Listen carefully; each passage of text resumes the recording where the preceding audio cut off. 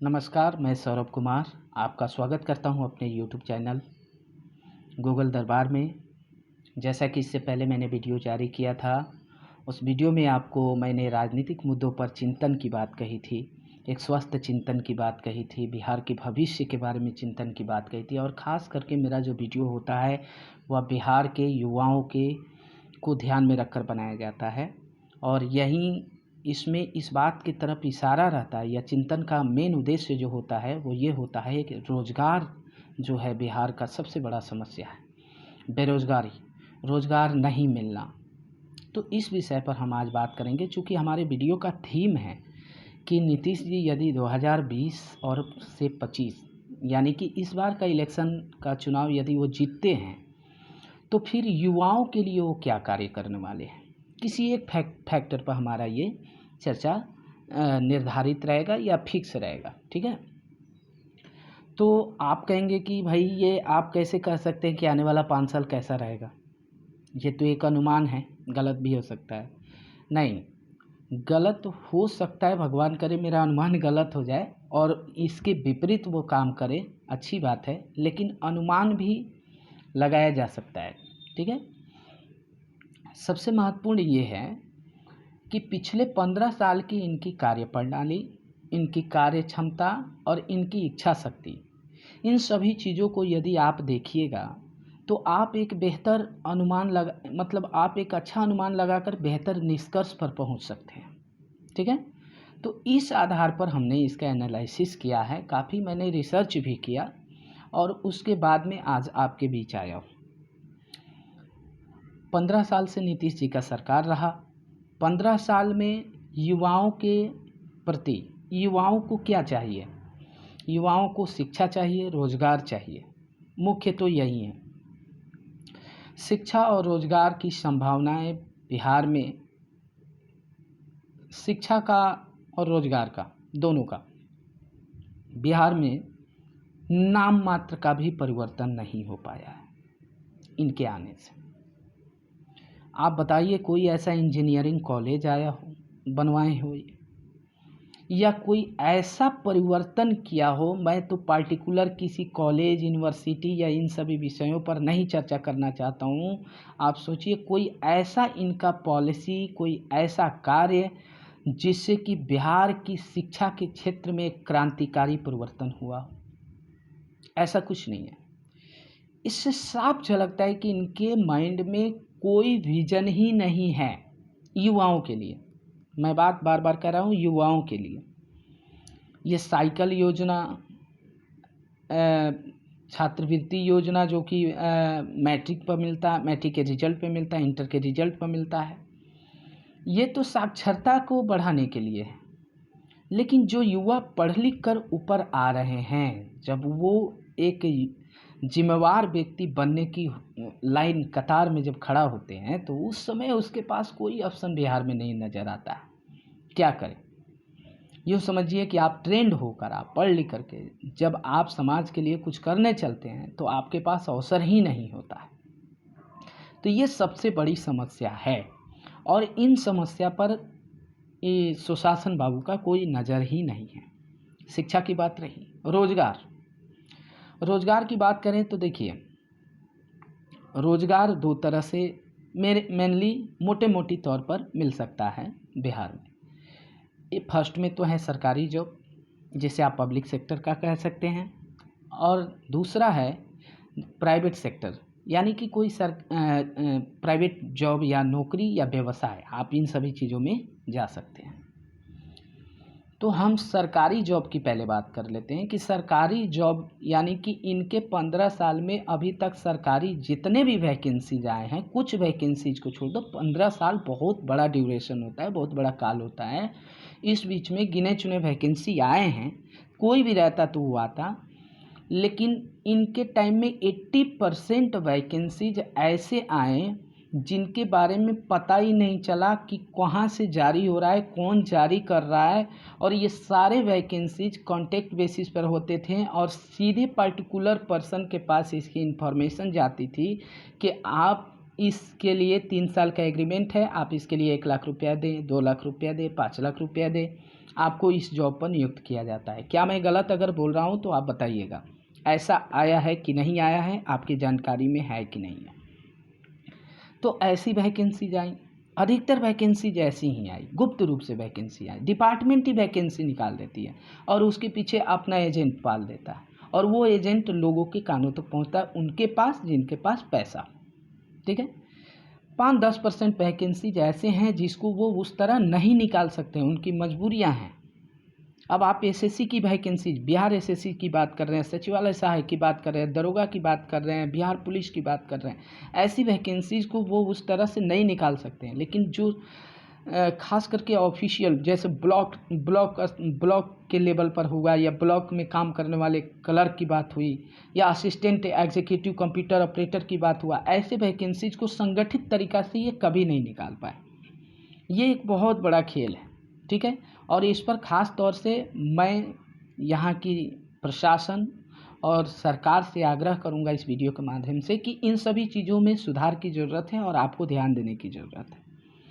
तो ये सभी चीज़ें हुई सरकारी सेक्टर में, यानी नया कोई अवसर का, नए अपॉर्चुनिटी के लिए इन्होंने ना तो कोई द्वार खोला और ना ही नया चीज़ कोई सरकारी सेक्टर में नए पद सृजन किए जिसके चलते लोगों को अवसर मिल पाए। ये सबसे बड़ी समस्या रहा है इनके टाइम का। मैं आऊँगा, मैं ये बताऊँगा कि ये इसी वीडियो में बताऊँगा कि आने वाला 5 साल इनका कैसा रहेगा, इसी से इसका निष्कर्ष निकलता है। तो यहाँ पे अब हम देख रहे थे कि किस प्रकार से ये कॉन्ट्रैक्ट बेसिस पर जॉब पर वैकेंसी निकल रहा है। उसके बाद में आता है कि तब आता है संगठित तरीक़ा से, जो अभी मैंने बताया बिहार पुलिस वगैरह, इसकी कुछ वैकेंसीज आए हर साल, 1-2 वैकेंसीज आते रहे। लेकिन इसकी समस्या क्या रही, एक तो वैकेंसीज अपनी इच्छा अनुसार आता था, जब डिपार्टमेंट का मन भर जाए कुछ या उनके खजाने खाली हो जाए तो फॉर्म भरवा लिए, और उसके बाद यह वैकेंसीज में फॉर्म कैसे भराएगा, इसका ड्यूरेशन 2 बार 3 बार इसके लिए टाइमिंग मिलते हैं बच्चों को। दूसरा, इसकी एग्ज़ाम कब होगा कोई फिक्स नहीं है, एग्ज़ाम होगा तो ये कितनी बार हो जाएगा इसकी कोई गारंटी नहीं है, बीच में पेपर लीक हो जाएगा या कहीं कुछ भी हो सकता है। अगर वो हो जाए तो रिजल्ट कब आएगा इसकी कोई गारंटी नहीं है। रिजल्ट आया तो विवादों में, रिजल्ट आने से पहले हाई कोर्ट जाना ही है, चाहे वह सचिवालय सहायक की जॉब हो या बीपीएससी की जॉब हो या किसी भी तरह की जो सरकारी क्षेत्र की वैकेंसीज बिहार में आ रहे हैं।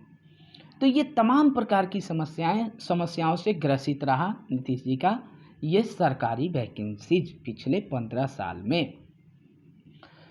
हम उससे 15 साल पहले की बात नहीं कर सकते, क्योंकि आपको उन्हीं के अगेंस्ट में लाया गया था। आपसे बहुत होप था, लोगों को बहुत उम्मीद था, लेकिन आपने उसमें परिवर्तन किया, लेकिन वह जनता के हक में नहीं किया। जनता त्रस्त की त्रस्त ही रह गई। अब आगे क्या है, आगे इस समस्या आ गई क्या कि निजी क्षेत्र की बात करते हैं, प्राइवेट सेक्टर की।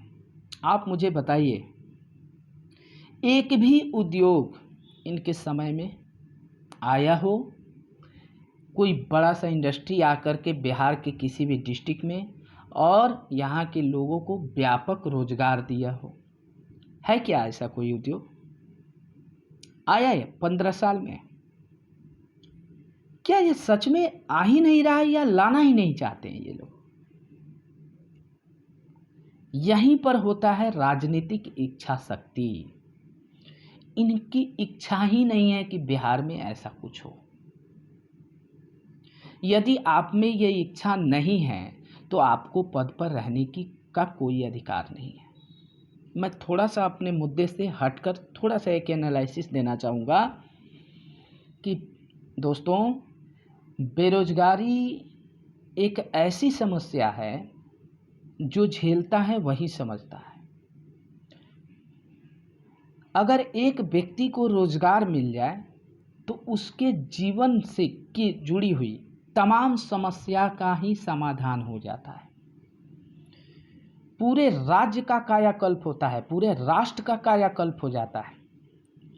आप जितनी सारी समस्याओं को गिना रहे हैं ना, आर्थिक सामाजिक, इन सभी समस्याओं का जड़ है बेरोजगारी। ये बात समझ लीजिए। मैं इसको एक छोटा सा एग्जाम्पल से समझाऊंगा। अगर किसी व्यक्ति को जॉब लग जाता है, वो पैसा कमाने लगता है, तो सबसे पहले उसकी गरीबी मिट गई। बेरोजगारी तो मिटा ही, गरीबी मिट गई। जब गरीबी मिटेगा, उसकी इनकम बढ़ गई, तो उसका परचेजिंग पावर बढ़ जाएगा, उसकी क्रय क्षमता बढ़ गई। क्रय क्षमता बढ़ेगा तो जहाँ पर मार्केट में जाकर के अगर वो कुछ खरीदता है, तो उससे क्या होगा कि इसकी ज़रूरतें, पूरा कंजप्शन बढ़ गया, उपभोग बढ़ गया। मार्केट का उपभोग बढ़ा तो वह उत्पादन बढ़ाना होगा।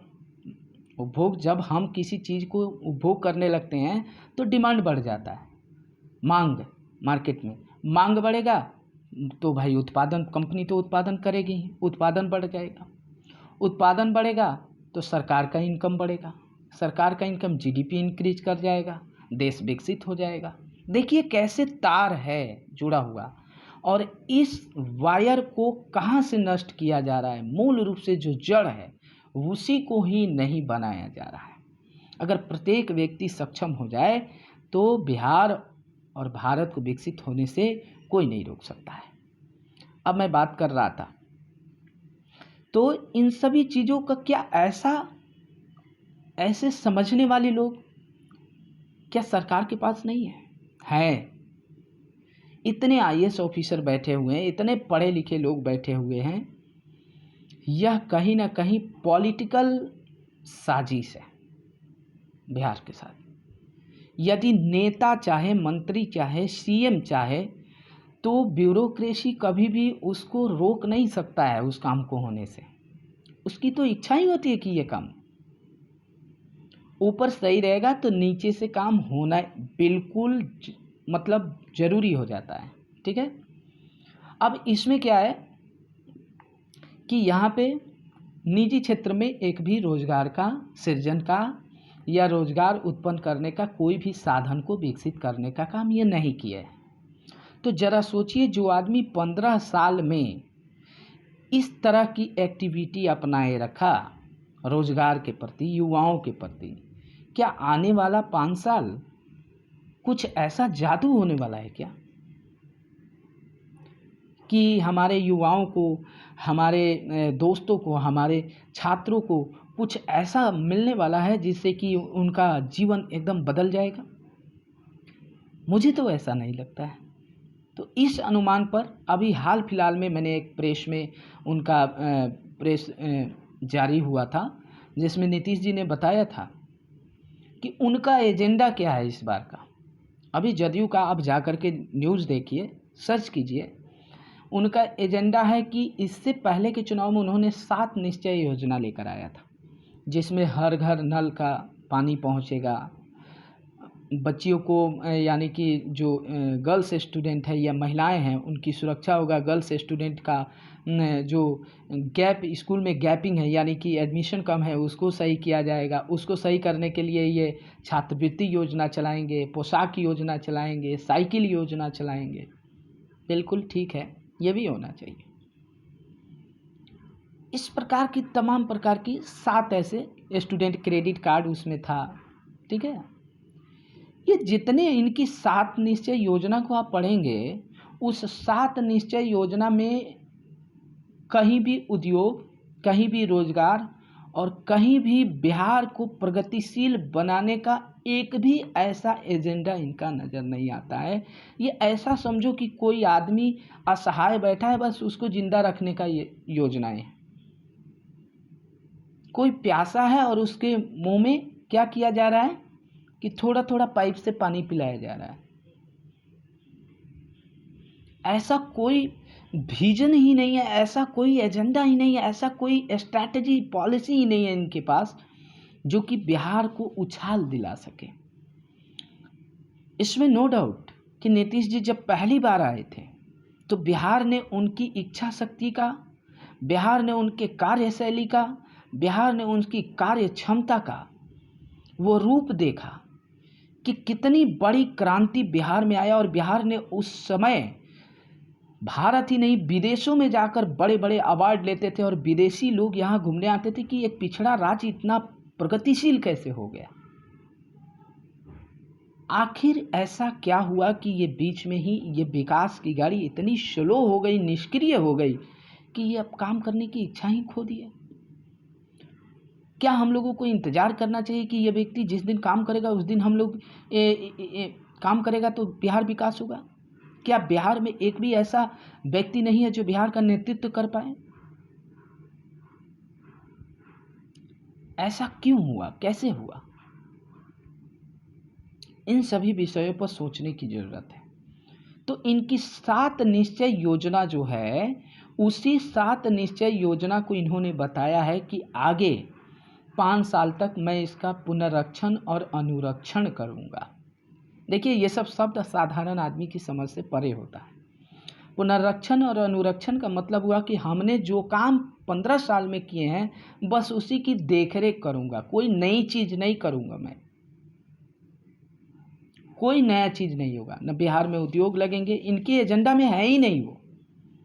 न युवाओं के लिए कोई रोजगार सृजन का कोई कार्य किया जाएगा, न युवाओं को उच्चतर शिक्षा दिलाने के लिए कोई बड़ा यूनिवर्सिटी, कॉलेज या ऐसा कोई प्रोग्राम नहीं है इनके पास, ऐसा कोई विजन नहीं है। तो आप कैसे कह सकते हैं कि आने वाला 5 साल बिहार को ये प्रगतिशील बनाएंगे, बिहार की जो मूल समस्या है उसको उखाड़ फेंकेंगे? इतना जानते हुए भी क्या हमें एक बेहतर विकल्प की तलाश नहीं करना चाहिए? क्या हमें एक अच्छे यानी व्यक्ति को नहीं चुनना चाहिए? देखिए, जब तक आप किसी दल या झंडे के अंदर रहिएगा तब तक किसी भी राज्य का कायाकल्प नहीं होने वाला है। जब आप दल से बाहर हो जाएंगे, जब छाप से बाहर हो जाएंगे, जब व्यक्ति को चुनने लगेंगे आप कि अच्छा व्यक्ति है कि बुरा व्यक्ति है, तब जाकर आपके क्षेत्र का विकास होगा। क्योंकि खड़ा होने वाला ये सोचेगा कि मुझे अच्छा करूंगा तभी मैं लोगों की नज़र में अच्छा व्यक्ति बनकर रहूंगा। आपको छाप से डेवलपमेंट नहीं मिल सकता है, चाहे कोई भी छाप का, हाथ छाप हो, फूल छाप हो, लालटेन छाप हो, तीर छाप हो, कोई भी छाप आपको डेवलपमेंट नहीं दिला सकता है। आप व्यक्ति को चुनिए। उम्मीद है कि मेरा इशारा आप समझ गए होंगे, मेरी बातों को आप समझ रहे होंगे कि युवाओं के लिए इनके पास क्या विजन है। वही स्थितियां बनी रहेगी जो स्थितियां पिछले 15 साल से बनी हुई है। ये वीडियो इलेक्शन के बाद, समय बीतने के बाद एक बार और आकर आप देखिएगा कि मैंने क्या कहा था। भगवान करे कि मैं झूठा बन जाऊं और नीतीश जी सच्चा बन जाए और बिल्कुल लोगों को रोज़गार दे दे, सभी लोगों को बेरोजगारी से मुक्त कर दे, गरीबी से मुक्त कर दे। ऐसा मेरा सौभाग्य होगा कि मैं झूठा बनूंगा। थैंक यू, आपने मेरा वीडियो देखा। ऐसे ही वीडियो मैं हमेशा आपके लिए लाते रहूँगा। एक और वीडियो मैं अभी जस्ट लाने वाला हूँ। उस वीडियो का उद्देश्य होगा कि बीपीएससी की तैयारी आप कैसे करें, जैसे कि आपको अचूक सफलता मिल जाए। उस वीडियो को ज़रूर देखिएगा। उम्मीद है कि आपको मेरा बात और मेरा वीडियो अच्छा लगता होगा। अगर अच्छा लगे तो लाइक कीजिए, सब्सक्राइब कीजिए और बेल आइकन को दबाइए ताकि इस तरह के आने वाले सभी वीडियो आपको हमेशा समय पर मिलते रहें और आपसे कोई वीडियो छूटे नहीं, आपसे कोई इन्फॉर्मेशन नहीं छूटे। और अपना कमेंट ज़रूर हमें दीजिए ताकि हमको पता चले कि हमारे बातों से कितना सहमत है और कितनी नाराज़गी है आप लोगों के बीच में। ठीक है, थैंक यू।